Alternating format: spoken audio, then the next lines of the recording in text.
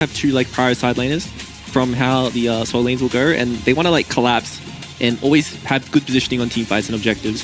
I think if they do a straight front to back, like Lulu or Philios, especially if he has like that blue gun, he's just going to be gunning them all down and be very comfortable with the like how the positioning and how like open the team fights will be for him.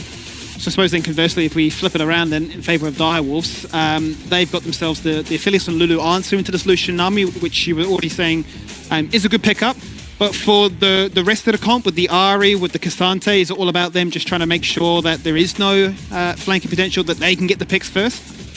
I think a lot of this game will come down to how the polymorph is used, because like personally, like I think playing Yone into Lulu is extremely hard. A good bonus this season is that you can get tenacity from items like Wit's End now. So Yone normally wouldn't be able to like run tenacity in his runes, because you always want to go for like Alacrity plus Berserker Greaves to be able to maximize your Q cooldown. So it's really nice to know that like you have that tenacity option if you need it, and we'll just see how well like Lulu is able to peel his carries this game. That is a big question. Let's load ourselves in then, Tally, for game number 2. Our second series of the night is up against, Ion taking on Direwolves. Both these teams hunting for even more points. Unfortunately for Direwolves right now, they started off their split against the heavy favourites. They will find themselves 1-0 down, as opposed to Ion, who managed to get the all-important victory, a clean 2-0 sweep into Fury. Now both teams find themselves head-and-head, and I suppose really we've already discussed this as a big matchup, because it could certainly have implications on who actually qualifies for that top 6 standing. Yeah, this is definitely a really important game for both sides. Like, one, for confidence to know that like, yeah, like our team is good, like I am good individually, and also for like how your standings go forward. You do have like a bit of leeway if you do drop games to like top teams or even bottom teams, because you know your like direct competition is already being defeated. So let's pivot the conversation for a second whilst it is the early game. In particular, you know, level 1s, what is it that you think makes teams more inclined to go for level 1s? Because there's certainly been compositions where you think they have the best invade, they can certainly make a play here. Is it a tendency to not want to risk and like potentially lose the game right there in that play? I think it's a lot to do with the double AD carry bot lanes. Like if you have double AD carry bot lanes, like normally like your Halo Blades, you're invading. Like it's about like Graves, it's about like splitting the map. It's not so much about like I'm afraid to like do X and Y, as we are doing heavy trading in top lane already. We are doing a lot of trading as you're explaining all of that. You can see that River's certainly making sure that Doraemon's not going to get a free pass in this lane. It's looking like he is going the AP route with the Doran's Ring starting, as well as the first strike. Is there anything else that really sits out for you? We've got the Electrocute here from Emphis. Just looking to really make sure that, I guess, pocket pick versus pocket pick, he comes out on top. Yeah, I think it's pretty standard now. Like in the past, you would see Ahri going a lot for like Spellbook or like First Strike, but I think now with like the fact that the AP items are I think the flat numbers on AP items are like 100 to 120 almost every item, and like Ahri has one of like the best ratios in like her Q. Like she can really abuse that. So like going Electrocute and having that kill pressure is like really nice for this champ now. Let's see then who can get the most kill pressure in that same vein. Quickly looking at bot lane as well. No cleanse to be found. Barrier picked up by Katsuri. Ignite actually taken by Nebula. So all in on the idea that they are an early game bot lane pairing that wants to be aggressive and wants to punish you, much like Nebula mentioned in his own interview. But will he find that same amount of success into Chen Tuan? That is to be left to decide as Lisa jumps on in and instantly regrets his decision. He's already down to 40%. His bot lane really couldn't assist much more than a Calibrum from afar. And yeah, Lisa walks off worse for wear. Yeah, he's just poking his head around bot lane. Like, not much is going to happen when they're respecting like that. Nice to know that they're able to get away with the full clear on Maokai as well. Zin has to go back to his camp, so Maokai is going to finish his clear earlier and have access to River and see what he can find. Speaking of the River, that's where we find Foreigner at the moment, just hanging around his bot side. He's looking to try and pick up the blue buff first of all before he decides to hop into and see what is happening in this bot lane, which is a massive stacked wave, crashing now. Yeah, normally this is the point you'd see like, oh, like my jungler's come, he ganked earlier, now he's rediving to punish the summoners he got, but Ion did well to navigate that like level 3 gank, not lose any summoners, and be able to eat this wave. They're certainly keeping it pushed back for the meantime, and I suppose from what I can tell, when you look at this one, it really isn't as easy for the Nami just to step up and hit that bubble. Obviously the polymorph going to be so strong on multiple levels here. Speaking of, good little cask in the top lane, making sure that River isn't able just to get free reign in these trades. Actually going to be ahead now You see also is going to find some success in pushing that one in. Looks like both these junglers now are going to get themselves back for that first rush of item. 2 Ruby Crystals picked up by Foreigner. He's already deployed first here. With only the blue buff in hand, he's going to be looking now to see where Lisa is carving towards, which is that top side too. Yeah, I mean, he's just grabbing himself a crab. Like, he's going to be a bit ahead in tempo of Xin because of how Lisa looked for that gank. And I think that Zin's going to have a really hard time finding ganks because he's going to be constantly tracked from this point going forward. Yeah, all those saplings on top of the wall is going to be a bit of a menace, right? You can see one position just the top as he's taking the scrump right now. So even if they don't see you, they'll certainly get alerted to the fact that you're in that area. There's that first item spike you mentioned for Shobi, right? Already got those berserkers. Yeah, this is the ideal first base you want to get. Like, this is where Yoon like starts to take over matchups. This is when he gets so much cooldown in his Q, the move speed from Zerkers. Like, he's very comfortable in his position. But really nice harass coming out of Emphis. Yeah, definitely making sure he's doing his best to keep the Yone at bay. Otherwise, he gets a little bit too many invitations in for those fights. Suddenly, he is committing for that fight as a result of it. You can see that Ion is a 2-man squad and it's going to peel away towards the Void Grubs, pick up one and then maybe look to try and find a second afterwards as Jovi jumps in. He's actually going to go for the all-in kill. It's just as easy as that. He's popped his head in, received a heal and got first blood. That is a very impressive burn from Hex Flash. Like, that extra bit of damage from Nami is what secured the kill there. Lisa has decided to start the dragon instead of punish on the stack wave when they saw Nami mid. That's what I was worried about initially with Nami going mid there. But, you know, it's all stars from Ion there. Yeah, they seized the moment, they've taken their chances, and it's paid off beautifully for them. Foreigner's been able to secure 3 of the Void Grubs. They've got the first blood in mid. The trade-off for all of that, the transaction really is Direwolves pick up the first dragon instead. So I think overall, yeah, Ion are going to be sitting quite content with how things have panned out in their favor. Just return to trading and Bruges just be bleeding all day. I'm pretty sure if that Q landed, that would have been a kill. Straight into turret he goes. Oh, big root in the bot lane right now as the Graviton connects. Polymorph right afterwards, and look at Nebula as a result of that one. He's got both summoners, and he's going to be relying on Hex Flash burning all of his mana to try and get him topped up and healthy again. He does have a cookie in pocket, but yeah, this is just like how the Lulu-Lucian matchup goes. Like, if you dash forward, you get Polymorph slowed. Oh, he's ulting him away, luckily. I wouldn't want to be near Xante when he's going to pop his ult. No, certainly not next to a wall, especially we saw what Bio did in the last game, right? It just suddenly took you across on a bit of a magical journey. It wasn't one that you're having too much fun with as a result. So both junglers going to be quite content working their way to level 6, going for a bit of a clear. Both prettily evenly matched in terms of what they've been able to acquire so far. And I'm sure that'll be the big turning point, right? Once we've got those ultimates online, everybody starts to group up and roams like we saw Hex Flash do before become a little bit more common. Yeah. Really cool thing we're seeing actually is the dirt coming out in the Philios. Like, we're seeing after lethality changes that it's just flat amount now. Like, it doesn't scale. It's just straight armor pen, which is what it used to be like. And the Philios is one of the biggest abusers of this. As we're seeing all in top lane. Hang on, is River going for it? Is River really doing it? He certainly is. This is a cheeky solo. He gets it done, gets some pressure for his team alleviated, and completely evens out the gold difference. That's just River at work again. Doesn't matter what champ he's on. Playing it like it's Riven, really, isn't it? Probably is just like a better Riven, does more damage, tankier. It's got the mobility, and then you can actually go, hang on a minute, I don't want to be the squishy anymore, switch it back to being a full-on tank. But you're right, to your point before about the Aphelios changes, right? You can just spec into lethality, have all that early damage, and certainly contest with this Lucian rather than sort of say, oh, I just have to concede this minion, I have to lose this trade. We'll have to see. I'm pretty sure he'll atomize into Kraken while just sitting on the dirt. Yeah, he's got the Noon Quiver already, so more than likely he's just going to build the Kraken and then go into Collector. I think there's a build where you do go Axiom, and you really abuse like how much armor pen you get from Aphelios and how you're able to have such a low ult cooldown when you get kills. I've not heard that one, but that was a pretty exciting build if you're just chucking out Moonlight Vigils on cooldown saying, look what ultimate combination I have today. And seeing if the team is ready for it. I played a game of it myself, and it's like, do you remember like the 200 years compilations? Yes. It's back. Is it doing that? Is it because of the damage or just the frequency of casting? Oh no, just the damage. Like if you crit on that lethality blue ult, it's just everyone dies. It's just GG. Splash damage galore. It's Jovi. He's going to be doing a fair bit of that splash damage himself as well, especially once his clone is out. He takes it all back, and it's getting very close, especially with the assistance of those 3 Void Grub stacks. to make sure that those plates fall on down and the first turret goes in their favor too, and make sure that they still retain this gold lead, which to their credit they have, as we fast approach the 10-minute mark. And teams decide to rotate around, utilize their fantastic vision, which you can see Doraemon playing around right now, and say, well, let's see if we can force Memphis to play to this side of the lane and get ourselves a cheeky second kill.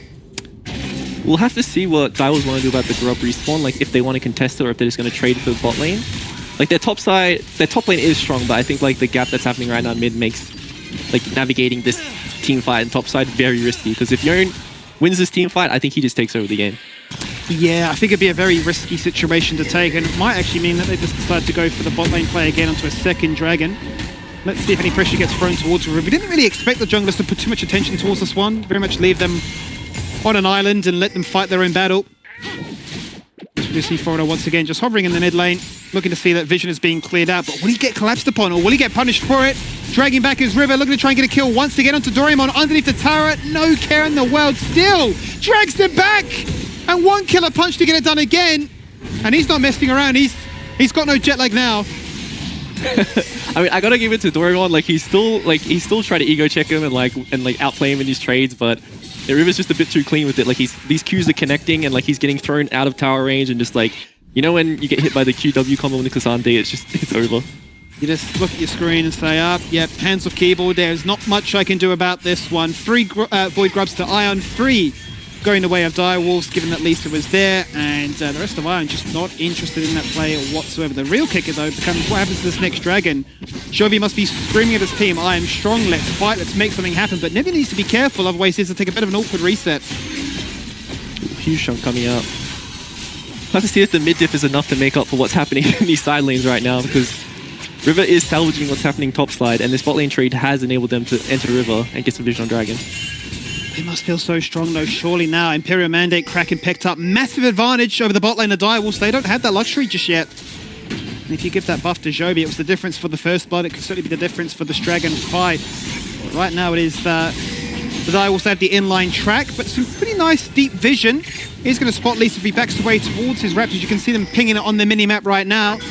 So let's see if there's any big rush and any major collapse from either side to make this one a reality.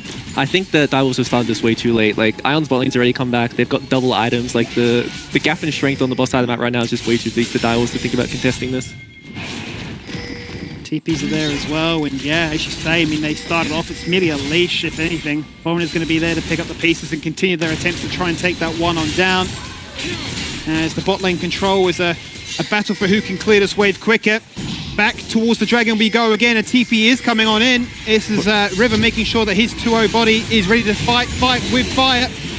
Out goes the culling, tickling onto Shen Shuan as Jovi jumps in with the Fate Seal, self-cast the Wild Growth. He goes back, he gets charms. He's not found a kill, he flushes away. He's waiting for CDs to come across. He dashes across the water safety, and there's no one left to follow. A 2-man rip back from River, and a failed flash from Doraemon that goes unpunished as he just body slams the safety anyway. Nobody is dying except for Katsuri, and the dragon still goes the way of Direwolves. Really lucky Direwolves got away with the dragon here. This is probably like the consolation prize they got for how this team fight's happening, but it's really like unfortunate. Jovi's going to TP top, he's going to push it away. Probably see Memphis match with his own TP, or Jovi's going to get so much gold from these plates. As we do go into the replay, you can see like how this team fight plays. Like Ion are really attacking from all angles, and they managed to escape with like these little minuscule amounts of health, where like Yearn gets out over the wall, Gragas splashes out, gets away. Like Direwolves were unable to capitalize on like these kills, while Ion just like found the gold and they found the kills. Yeah, and completely isolated that Katsuri, right? As you saw on that replay there, but they stuck together as a strong band of 4. And to their credit, I mean, they burnt a lot of summoners. Look how many flashes had to be burnt there by the side of Ion. Only Hexflash still having his one up and available. So there's a potential then for both Lisa and Memphis to work in tandem and say, look what we can try and get accomplished whilst those timers are down.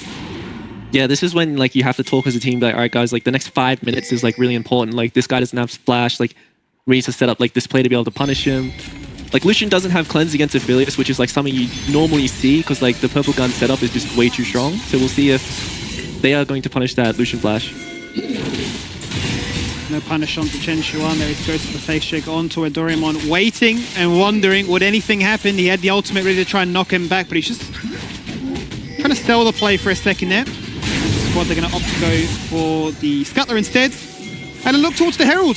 Before the Void Grub's gone, the next case is, well, we're still strong. We still got that item spike over our opposition. Let's force them into another skirmish, and let's see if we can win this one more convincingly. Emphis does have the Lich Bane, so we'll see if he just wants to hit this bot tower and trade. He also does have access to the TP, so he's able to come to this fight if they want to, but it looks like they are leaning towards bot and they're just looking to trade away as much gold as they can. Yeah, quite happy just to pick up this one. Plates have disappeared now, but they're going to be happy to say you can get your Herald. That's probably going to get a tower. This evens it up to make it a 1-for-1 in that regard. We're going to have to sacrifice any control of our lane states as well. This will be interesting though. K'Sante up against Yone. Who wins on that one, given that these two are the most fed in the game right now? We'll hold that for a second because Katsui's running away from his own tower. Airball from Doraemon. It doesn't matter. The job was to remove him from the tower. They've certainly done that, and that tower's fallen too. Yeah, this is just really well played from Ion. They're executing on the fact that they're playing 3 lanes right now, which is really greedy to do against such a good engaged comp when you're down summoners. We're talking about how Direwolf to be able to punish flashes, but Ion is the one that punished the flash on Katsuri. Which is clean, right? Given that you're saying how much of an opportunity Direwolves had to try and capitalize on that, the fact that Ion were able to find a play amongst it all and even out any kind of play is a massive boost for them. No knockback this time, no drag for River to try and find as a result. He's going to be stuck to his wins, which is chilling here, and having a bit of an awkward matchup, I suppose, with his itemization into this one. Yeah, you might think that oh, K'Sante he has a magic resist item. It's not a good matchup for him, but Yone is pretty much 60-40 physical magical damage anyway, so he's going to be okay with this item in this scenario, even though you would assume a bulk Yone would be bullying out a tank right now. K'Sante is just built different. Yeah, he's a bit of a powerhouse. Bit of a unit, that one. And it doesn't really matter how many seasons go by. The champion still remains to be a copy pasta that everybody loves to spam on through. Crucible, we're actually going to come out here from the Lulu. So now they've got a second cleanse available. I say a second cleanse. The only cleanse in the game available to themselves to try and utilize to break the trend, which is the amount of CC that Ion have. They have a bunch of it. Not to mention the zoning control that this Nature's Grasp will provide in these last 2 big fights. Next Dragon in 30 seconds. And Direwolf's already making big moves towards it by, first of all, getting control and then planting all this vision in the bottom river. Talking about bot lane builds, it's Katsuri just have the KFC variety bucket right now. He hasn't completed any items. He's kind of building a bit of everything. So we'll see if they do want to fight this when he's sitting on so many components. But I think the Crucible is a good pickup because someone can just base tank that Maokai ult for him. He doesn't have to put himself in a dangerous position, and he can just instantly cleanse them and get him out of it. Yeah, looking at Katsuri's build, it just reminds me of playing TFT like a fast 9 game where I'm just sitting on components. I'm just waiting for that next carousel to come around before I suddenly say, okay, I'm actually scaling. I'm not actually just taking 8 unit losses per round now. So we'll see what he decides to complete first. But where's the glove? Well, that's it. Right now he's just getting absolutely scammed by Pandora's items. We'll see if Zoe does want to TP early, if he's going to take the start. He is going for the TP early, so they are locking in for this team fight. Certainly are. All groups up and ready for this one. Could just be a defining moment in this first matchup. Dragon has been engaged like it was before by Direwolf, so they're going to peel away from this one. You'd have to imagine so. River isolated on his own, but not a care is shown towards 5 members running towards him. Shijovi engages, starts off with the Blade of the Rune King, says let's have at it. The Moonlight Vigil goes out, Doraemon in trouble, his shield comes across, but he flashes, and he still burns on down. The Dragon denied, picked up by Ion. Foreigner's done that one for himself, and then in jumps Shobi once again, finding another kill. Add that one to the tally. He'll be happy about that for sure. Foreigner still soaking up a world as he jumps on in and says we'll take down another. Shobi sting on a double, a flash from Shen Xuan as Zemphis is forced to run to the hills. He's already burnt that Spirit Rush. He doesn't have much left in the tank, and he'll have to concede the Dragon and the team fight. These bubbles do not miss. Hexflash is landing so many crucial bubbles in these team fights, which are just completely swinging how it's going. It's making it very easy for his team to be able to play and do DPS. Once again, we're just seeing the item difference coming from the AD carries right now. If Katsuri had access to any items there, maybe it was a different team fight, but the fact that this Lucian just has so much pocket damage coming out of the Nami buffs, plus these bubbles would enable him to just do so much damage is the reason why these fights look so easy. Yeah, we started off initially with Emphis jumping in for a charm. They think they found her, overlap with the Moonlight Vigil. They can't get the kill. Doraemon is taking such a long time to fall on down that they've overcommitted, and by that point you're just seeing that these bruisers are just cycling through CDs. Hexflash full HP, not a care in the world, just sitting from the back line and making sure that, more members will fall on down as a result. Good bubble. Yeah, just like honestly really well played. I think that this team fight is executed well by Ion. It's just like you go in, you flash out, you did your job, you get out the fight so you don't die. Like it's just very clean team fighting. Been impressing me. It's certainly a case of them really continuing the good work that they did in week 1 up against Fury. It's a statement to be made that this is no longer a fluke. I mean, we already said it in game 2. This is pretty convincing how they're doing it, and they're certainly giving Direwolves a good test, and I suppose making our power rankings look like they're in a complete disarray. Emphis jumping in once again. Can they get the 1v2? Or Jovi just felt different. I didn't say 1v2. How about making a 1v3? There is the fate seal. There's the wild cry. Lisa, how has he not fallen down? Cool. That feels very good as Direwolves. Like, that guy is extremely strong right now. Being able to find that shutdown is so important. Crazy set of circumstances there. Even with the shield bow, it wasn't enough. He thought perhaps he does this. Perhaps he finds his way out of this dire situation. But look, it's not to be the case here. And they'll have to settle for second best. But it's gold they needed. Gold they'll certainly take. And definitely now we look towards, well, these teams are just being AFK, waiting for objectives to try and force their hand. How will Ion look to try and draw Direwolves in for this Baron? I mean, I don't think Direwolves will really look for Baron. It's like extremely risky, and it's not something you want to do based on this game state. They're probably just going to like farm, play for picks, since they have like such a strong side laner. Wait for this next dragon to spawn. Like, one of the saving points for Direwolves is the fact that they do have 2 dragons, so like they have a lot of time before this game hits breaking point, and maybe Aphelios can hit some more items, you know, finally hit that point where he's just gunning people down with these gun cycles. But we'll have to see. What would you say then? Like, it's a bit of an awkward timing, I suppose, with the item mismatch. Like, surely Iron have so much control despite them being up by nearly 4k. As Direwolves, what are you thinking? Like, we can't keep getting drawn into these team fights, or is it the classic Oath recipe? Just keep fighting until one works. Well, the thing is, like, if I'm Ion here, like, we're locked in with our items. Like, I want to play on 2 lanes. Like, we don't need to farm. We just, like, want to abuse how strong we are compared to you guys right now. And Direwolves are kind of forced to answer that because it's like, I don't want to give all my jungle camps. I don't want to, like, lose towers. Like, you don't want to be playing on 3 lanes against a team who is just, like, so insanely strong that they have avenues to dive you. We saw how it already got punished, right, when Iron had no flashes available to them. They didn't really deter them. They were still going straight at it. And as you said, right, they were playing towards those 3 lanes, and Direwolves maybe a little bit shell-shocked, forced to say, hang on a minute, we're actually running away from our own tower with flashes to try and survive this Herald play. So the lanes are working. Why look to try and switch that one up? Is there a certain point where you look and say, yeah, Emphis and Katsuri can look to try and even this one out? Because I'm still absolutely terrified of the AD and AP carries from Ion. I think when Aphelios hits 3 items is like when he really comes online. I think that Ari is kind of like a bit behind the clock, like behind tempo. Compared to Yone, it's just all about the charms at this point. Like, I don't think she has the damage to be able to like be that X factor in these team fights. Look at that, Nebula is actually running straight in. He doesn't care. Shen Chuan is already bullied out. He's flashing in again. So yeah, chuck me a blind charm from the bush. Doesn't really bother me. I know what I can get accomplished here. And I mean, that is a scary prospect when you've got a double buffed AD carry, red and blue there for the taking. Given that Baron has spawn, or one of the big changes of Season 14, you can share the love around your entire team, so they all get to experience a little bit of extra damage and sustain. And I mean, when an AD carry can step off the mid lane that confidently, you know they're feeling themselves. It's a bit of a double-edged sword, as we are seeing Jovi being collapsed on here, but I think he is very comfortable in the situation. Actually, no, never mind, there are 5 people coming. Let's have a look, see what we can try and find on this one. It's going to be a case of him getting absolutely knocked left, right and centre, but Jovi's such a raid boss! It'll take more than him to try and fall on down. He's taking on your entire team! And nearly took out Lisa. This guy is a fortified boss, he's a tyrannical boss, he is a weapon. Yeah, this is just a bit of like the new to competitive mindset thing. It's just like, you shouldn't be, you really don't want to be getting caught when your team is trading. And Direwolves is looking to start the Baron here. They are down 2 ultis, so we'll see. I'm pretty sure Iron is comfortable navigating this 4v5, but like, we'll have to see. 50% already. Time is ticking away, and they are without their star mid laner for another 20 seconds. We'll have TP available, but will it be too little too late? It seems to be the way. Tidal Wave, Nature's Cross, and the Twisted advance afterwards as they look to try and find everything they can on towards Lisa to deter them from having a smite advantage in that 5v4. But even then, Direwolves walk away.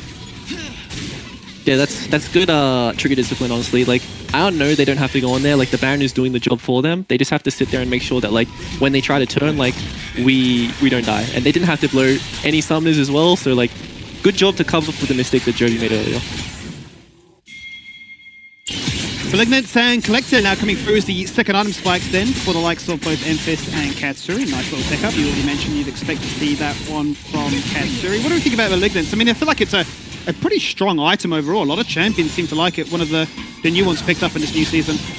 I think that a lot of the time you see champs building it just for the ultimate haste passive, and not so much the pools of damage that it drops. There are like certain champions like Anivia and Swain who synergize like really well with the pool damage. Yep. But it's just a nice, really nice item, especially on Ari, because like she's so ult dependent, and with her ult being like such low cooldown already, like being able to cycle that pretty much every like 30-40 seconds is like very nice on a champ who has one-shot potential. Absolutely. Having it available to every kind of situation, rather, is going to be very impactful. I guess, in a way, almost like it's paying a tax for having your flash down. She's like, well, I can just get this back in 30 seconds. You know, I'll give it a try. I'll see what I can try and find, which, speaking of, let's have a look at top lane. Solemn Bound going to rip on back and River. I mean, did he take a scratch? He hasn't taken any damage at all. Mentally, he didn't take any damage. You see that big shield, you're like, I'm full health. That's all that matters. Oh, sad times when you're really fed. Yone's unable to try and find what he's after. Crescent Guard goes out, explodes the cast from afar. It's expired, and same might be his fate, but no, he flashes away from that bubble, which was going to be a lot of trouble, even without Zoe being in this one. Self-cast of the ultimate there from the Lulu is making sure that he's not going to fall on down. And I mean, once again, Iona is searching for trouble, finding some damage, and forcing out pressure. Really nice from Chenchuan there to hold the Crucible and tool the Maokai roots and not just use it on the ulti. Able to escape there. As we see, Ion start the Baron here, and they're abusing the fact that they forced Direwolf's place. Certainly did. What can they find now? DP is coming on through. They're going into the dark. It's into the unknown. As they look to see, is it too little too late?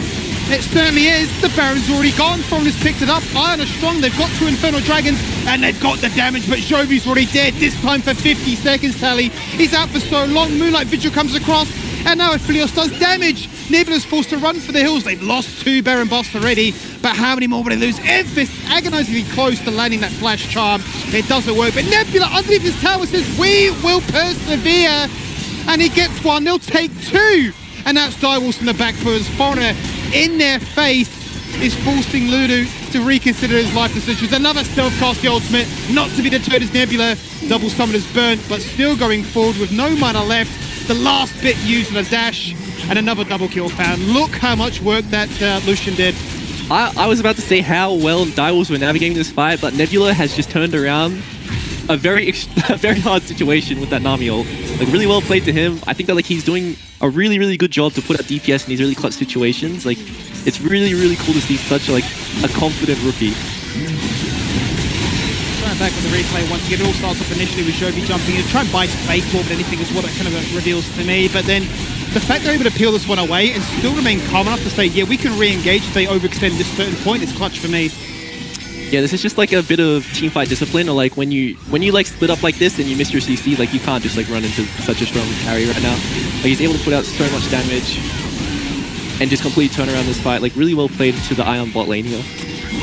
Incredible stuff there. And as you already rightly mentioned, Hexflash showing an absolute banger here on this time. He's not missing anything when called upon. He's told to do one thing, and that is pop off. And I tell you what, he's carrying from the support position, that is for sure. As you can see, as we come out of this replay, we're back into another pause, unfortunately, this time for a different series. But look, you're getting the full experience here being back in Oath. Yeah, a bit of a breather, you know. Oh, as you can see in that team fight, I think that like that's evident of like how Yone plays into like the Ari Lulu. Like, you can't, like, you want to dive in, but you get hit by like that charm polymorph combo. You find it really hard to get out, and like you get, even though the DPS from Direwolves isn't that strong, like he just pretty much got blown up in one rotation. So we'll have to see if he's able to navigate the next fight. It wasn't the ideal fight, you'd have to say, for either team there, despite them both having a bit of back and forth. But do you think that a fight really gets much better than that for Direwolves? I mean, the gold leaders just continue to get away from them. If they're able to push waves being at an even state, I mean, imagine with a Baron buff for another minute and after this much gold too. Yeah, I think that like the team fights will only be as good as they get when one of the frontliners dive in and overextend and just like get blown up by the charm, Aphelios damage, and then Xin Zhao's able to split up the rest of the fight. That's pretty much like how Direwolves want to play these fights. And like Ion, with their like bot lane being so strong, kind of have free reign of how they want to play fights. Like they can front to back and win with like 1 DPS. They can flank. They can pretty much have access to whatever they want, especially with like triple Infernal. Like their damage is insane right now.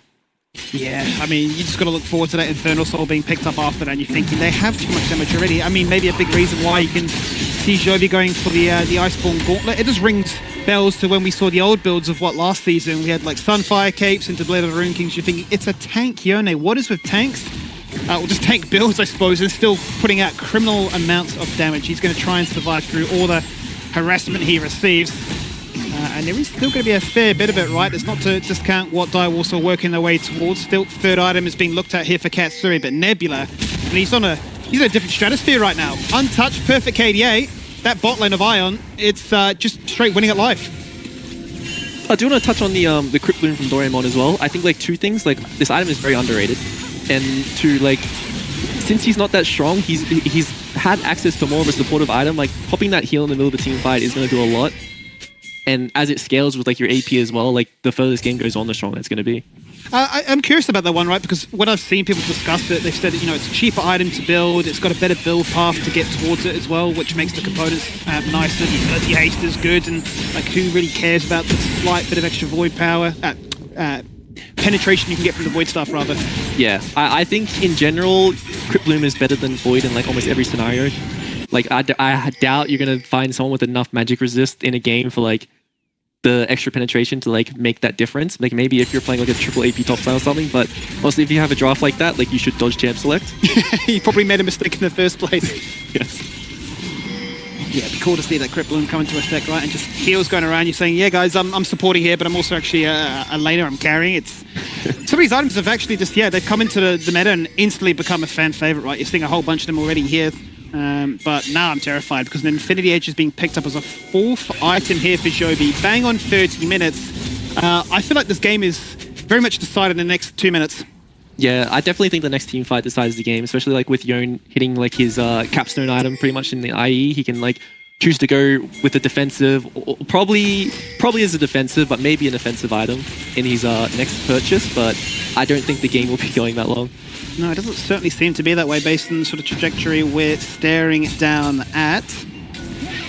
Looking at the Baron then is where we're going towards. The lanes have to be attended to. Now, this is the really good thing that Iron are doing, right, is they've got all these lanes crashing at once, and Direwolves are completely stuck in mid lane, saying we must gain control of this at any cost. But bot and mid, bot and top, are completely being smashed at, and means Jovi saying, well, who's coming at me? I've got all my items, all my levels.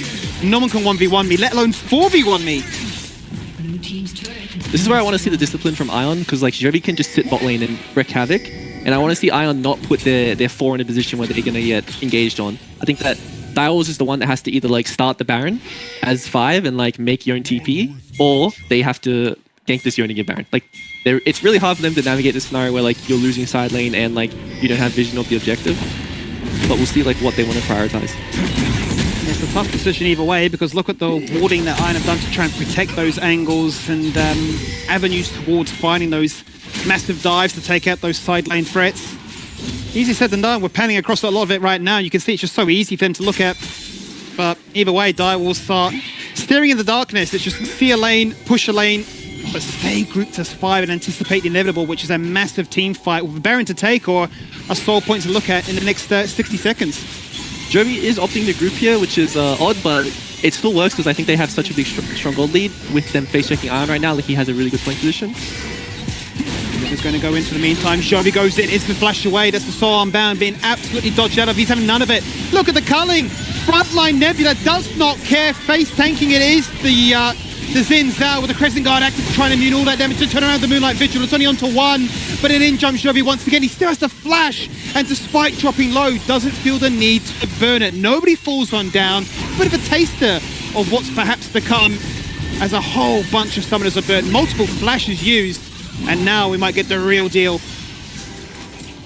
It's very interesting. Like all these ults are going down and no one's dying. So much damage coming out of Nebula's ulti there, and like I think it's really well played from Direwolves to be able to like navigate the disengage there and not fall down to Ion as they throw out pretty much every ultimate in their arsenal.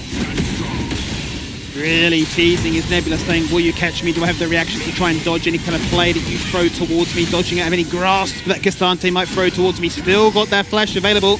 That could be the deciding factor in this upcoming team fight. In jumps Jovi once again, betting some attention.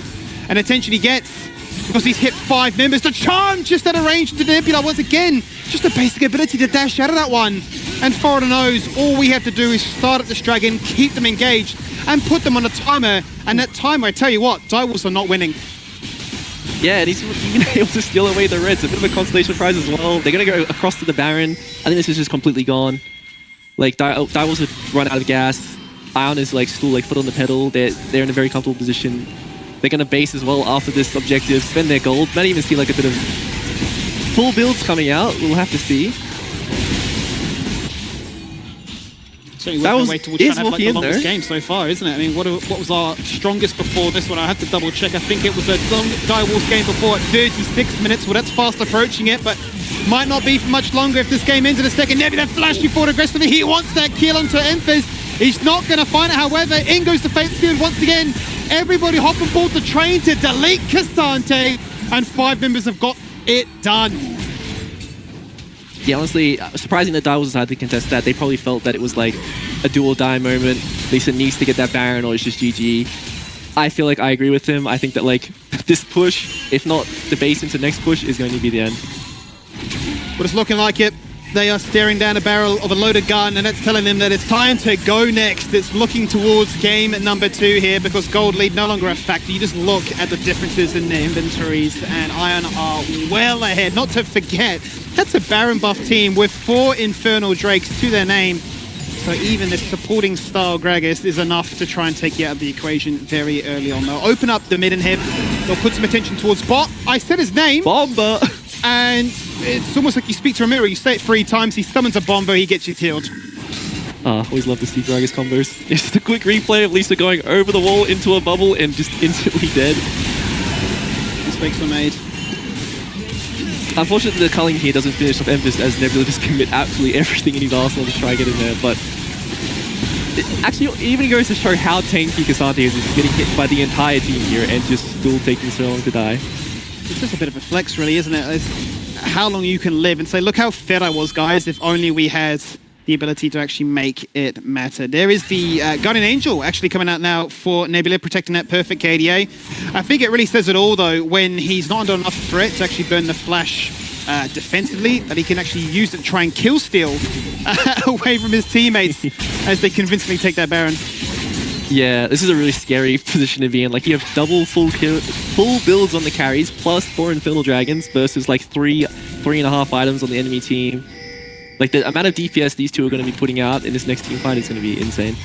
But if nothing more, this must be the most fun games to have as a pro player when you're this far ahead and you know you got everybody watching you at home and you can say, did you see that? Yeah, that was a pretty satisfying win, wasn't it? I'm sure you've been in a few of those situations yourself. I know, like, if I'm Nebula here, I'm just thinking about getting the biggest culling damage I can in my life. Does it ever run through your mind, like, I could look to try and make a montage play now? Is it always like, stick to the job, get this win? I think in like game states like this where it's just like, you win, no matter what, it's like, yeah, I can do something real crazy in a second.